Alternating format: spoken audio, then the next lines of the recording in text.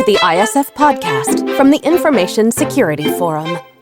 The ISF podcast is hosted by ISF CEO Steve Durbin, and every episode he brings listeners features timely conversations, practical insights, and resources for global cybersecurity professionals. I'm producer Tavia Gilbert. Today, Steve sits for an interview with BBC journalist Kirsty Lang, who invites him to share his thoughts about the current threat landscape, nation-state cybercrime, and the role of government and big tech in enhancing security for all. Hi, Steve. Well, it's great to be talking to you today. Let's start with one of the big topics of the moment, ransomware. Long been used as a tool of criminal organisations, but it's no longer limited to those bad actors, is it? In fact, it's becoming a little bit of a strategy instrument. I mean, do you think it's fair to say that ransomware is out of control? Is it out of control? I think that what I would say about it, Kirsty, is that it's becoming the threat of the day, if I could put it that way. So on a number of different levels. So when I talk to businesses, it doesn't actually matter where they are in the world or which sector they happen to be in. The first thing that people will ask me about is ransomware. You know, should we be worried about it? How can we combat it? And that kind of thing. What we have seen is a maturing of that product offering. So now we're into not just ransomware, but ransomware as a service. So you needed a little while ago to have a degree of competence before you dropped a ransomware package into an organization. You don't necessarily need that anymore. You can just buy it off the shelf. You just buy it off the shelf. And you can have, 24-hour support and guaranteed effectiveness or your money back and that kind of thing. So it's evolved, it's commoditized. And I think that's really the more worrying trend for businesses. Of course, then you're going to move into things like the impact of that on critical infrastructure. And then you start to get into, well, now who is using that?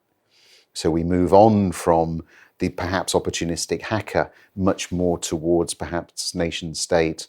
And that again is a concern because, frankly, if somebody of that degree of competence has his or her eye on you, you're probably in trouble. And so it means you have to really put in place the means to get back up and running.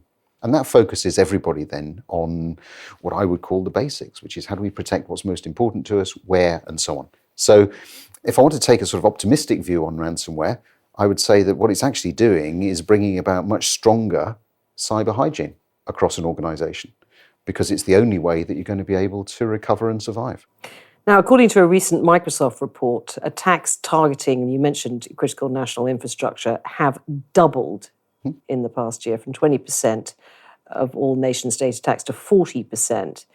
How much of this can be attributed to the war in Ukraine, and how much can be attributed to what you just mentioned, the fact that this malware is much easier to deploy?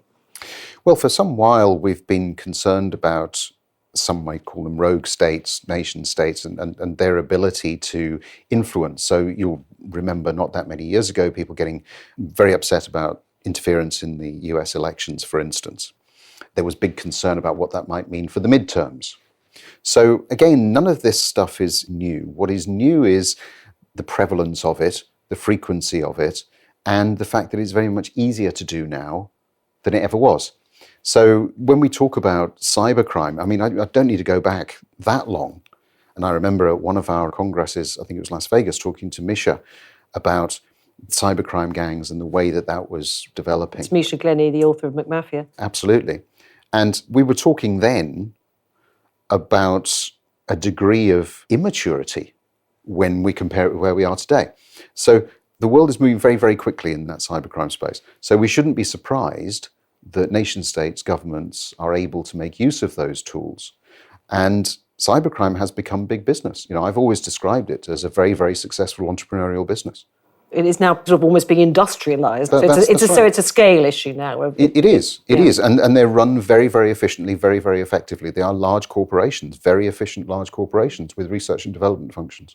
I mean, just going back to the nation-state actors, is it the case that most of the nation-state-backed cyber attacks are still conducted for the purpose of intelligence gathering, basically, and data theft, rather than it being explicitly destructive? Yes, it is. There is a great deal of value placed on extracting information, watching what's going on. And this is something of a concern because most organizations really don't know for, 90 days, 120 days, that anybody is living on their network. And you think about the amount of information you exfiltrate in that sort of period of time, you can get some very, very juicy insights into what's going on.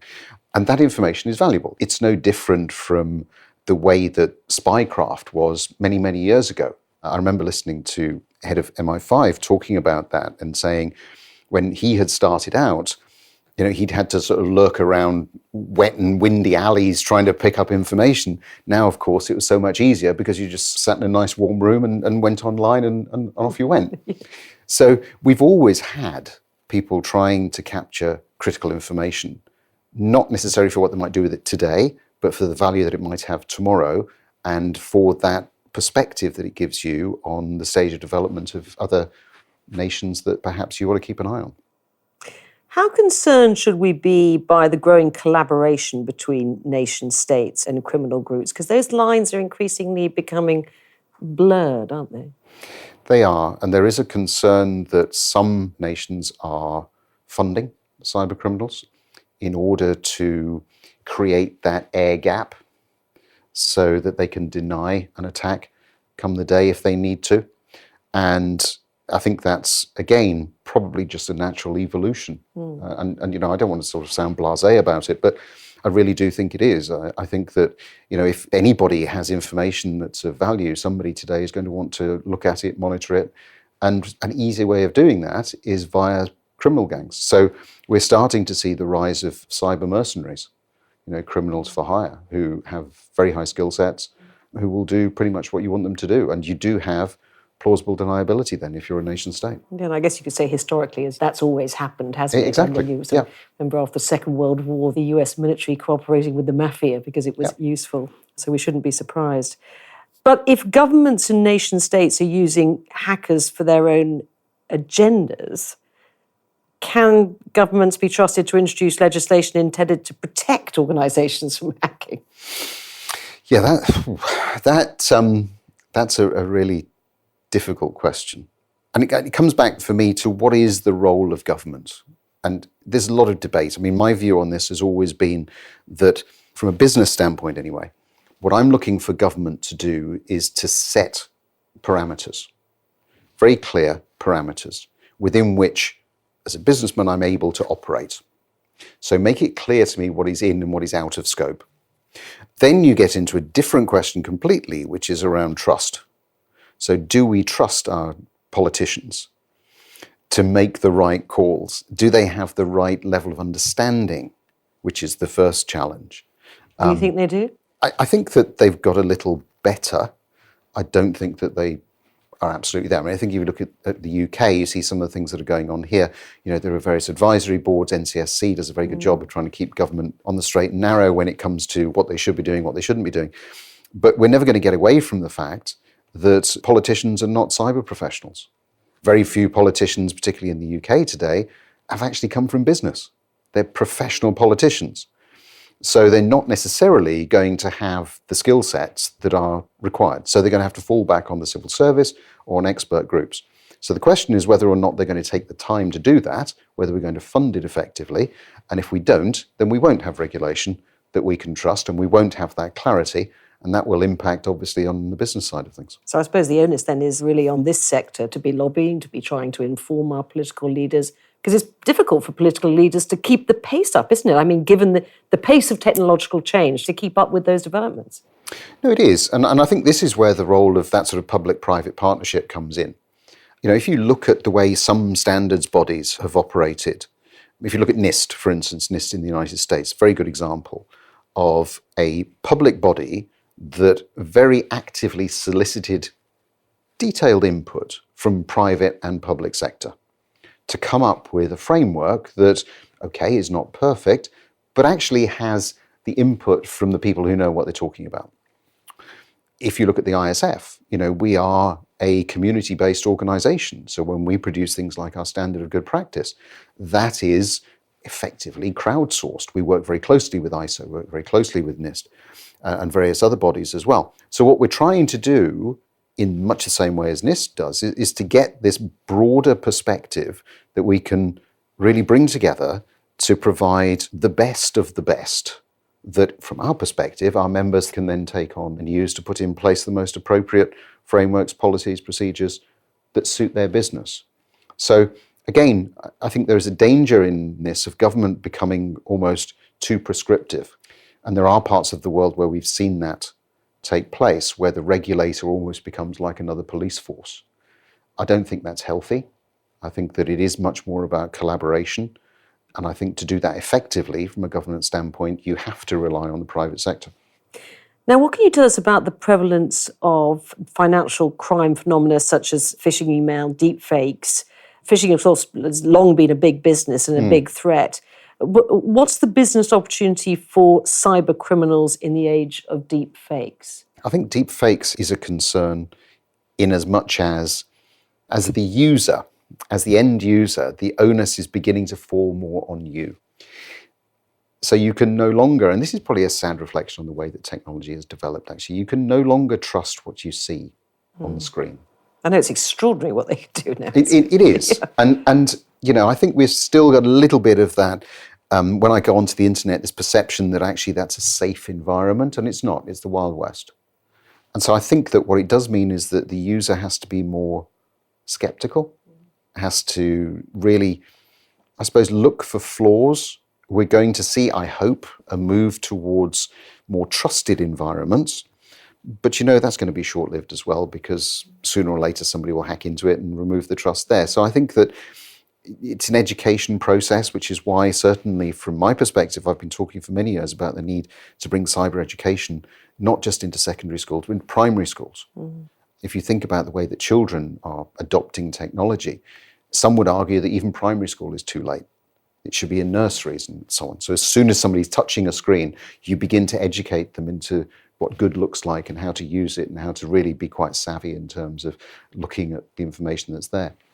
But you also have to provide people with a route that they can go down when they're uncertain. And this is really important in the business environment, particularly as we've moved to have people working remotely. Very often, to your point about phishing attacks are successful because people do not know who to contact when they think something is a little bit untoward. And a lot of businesses could make lives a lot easier for themselves by simply clarifying that. So if you look at something, you think you're not quite sure, what do you do? Who do you tell? You know, don't click on it and see, but ask somebody. And so that's a very simple, very basic procedure or process. And if you were in an office, you'd ask. You'd probably turn to your colleague, wouldn't you, and go, exactly. Yeah. Did you get dodgy this? About that? Did you get this? Yeah. But when you're at home, so presumably, I mean, that home working exacerbates that. It does. And I think we have to adapt to that and we have to become smarter. And how would you recommend companies adapt to that? I think it is about really going back to the basics. We generate massive amounts of information on a daily basis, on a minute-by-minute basis. A lot of it actually has no value at all. If you think about your email or my email, you know, the vast volumes that we see coming through that, only a small percentage has got any real value. And for those who are listening to me, and you know, I do try to read most emails that I get from members and that kind of thing, and they of course have a lot of value. But I mean, from a security perspective, we have to get smarter about understanding where our crown jewels are. What is it that we actually want to protect? How do we air gap our systems? How do we make sure that we are providing all of the resources that are required to manage risk, as far as the business is concerned anyway, and protect the core data? The rest of it you can let go. And that makes life a lot easier. Then you have to make it really simple for the user. So don't confuse the user. You need real clarity around policies and processes. You need to provide training in the moment. You know, these are things that we've talked about in the industry for many, many years. And I think that with the move to hybrid working environments, they're becoming even more important. Let's pull out now and get a bigger picture, the sort of economic and political waters that we're now swimming in. We're living in an age of great uncertainty with increasingly unstable geopolitical conditions, which are going to have a long-term impact on markets. How do you see that uncertainty impacting on cyber? I think uncertainty is, people respond to uncertainty in one of two ways. You either love it or you hate it. Security, as a rule, hates uncertainty because that makes life a little bit more difficult. We like to be able to know what's coming so we can plan for it and we can put security process and policies around it. But uncertainty also breeds innovation because you have to adapt. You have no option but to adapt. You can either park yourself up and wait for the storm to blow over, or recognize that you don't know when it's going to blow over, you might as well get on with it. Yeah, as we all did during the pandemic. Exactly. And if you think about, the pandemic is a really good example, because if you think about how much innovation came about in a very, very short space of time, we are very well speeded up home working by years, didn't it? Exactly. Exactly. And you're never going to go back.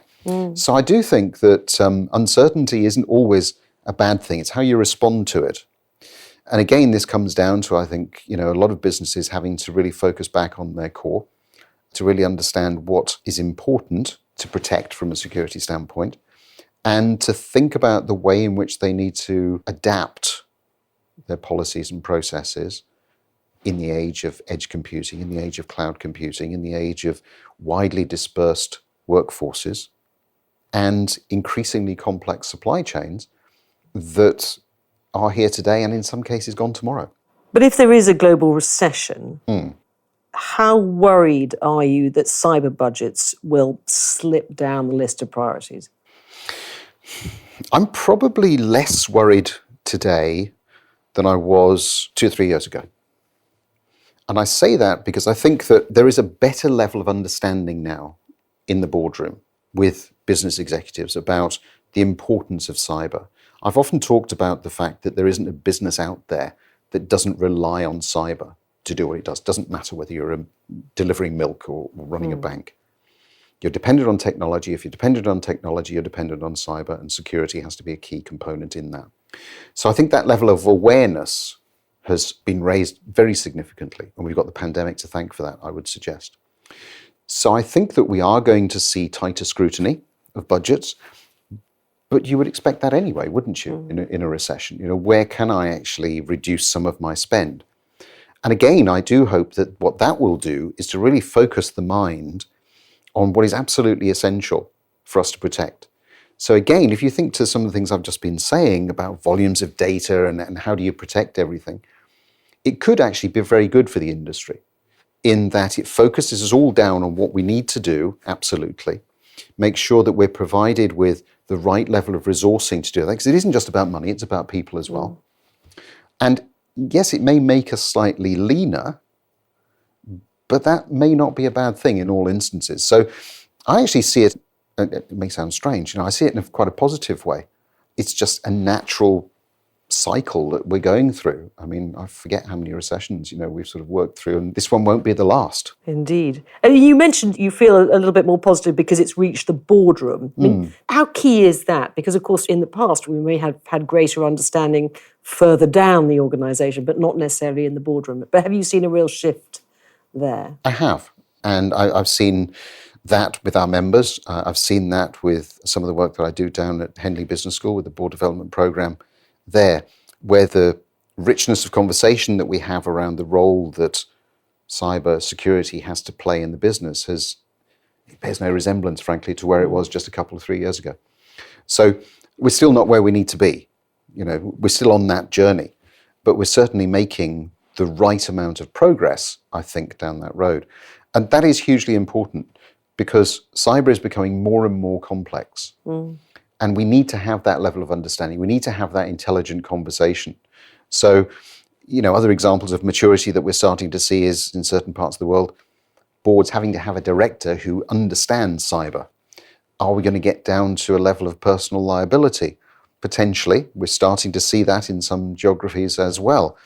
And again, there was initial resistance to that, but actually, should there be? Because as a director of an organisation, you're ultimately responsible anyway. So again, I see that as a maturing and a positive move. Let's move on to big tech, and more specifically, corporate responsibility in big tech. Big topic right now. With questions being asked about the responsibility big tech owes to consumers and corporations who use their products and services. Do you think we're going to start to see public demand for greater accountability and security from tech companies? I think certainly greater accountability. I think that we've started to see some of that with the European Union in the way that they have moved, particularly against some big tech organisations. So that'll come with regulation? I think it It's will. not going to come from within big tech itself? I would have said not. And maybe people will take exception to that, but I can't see it. I think it is going to have to come from the outside. I think as well we're going to see possibly, and I would welcome this, a little bit of fragmentation. I think that we've perhaps centred too much within a small number of technology companies. And I don't think that that's necessarily good for the industry, because I think it does tend to stifle innovation. The norm has always been that if you're a very successful startup in the tech space, your goal is to be bought by somebody in big tech. I don't see that as being necessarily a positive move. I'd like to see us really encouraging much more entrepreneurial spirit and innovation with smaller organisations. More competition. Much more competition is, I think, what we actually need. Lack of this control over what's going on. And I think that can only be good for the markets. Presumably it's not just legislation, but the push will come from consumers as well, demanding change in this direction. I think so. And I think that one of the things that, again, will help drive that is this greater complexity or capability of the technology that you and I are able to use. So it's no longer, having to hand it off to a third party. We can do a lot ourselves. If you're using an iPad, for instance, you could do a lot on an iPad. If you're using a Mac or a PC, you can do a lot on there. And so the big tech is losing some of the grip on that end of it. But of course, you're probably storing it in the cloud. You're probably having to work with some form of other software that is owned by big tech. And so where is the data, who owns it, and all of those sorts of things? And what are they doing with that information? But in terms of the ability to innovate, the tools are actually now much more in the hands of the user. And so the concern has moved to the back end.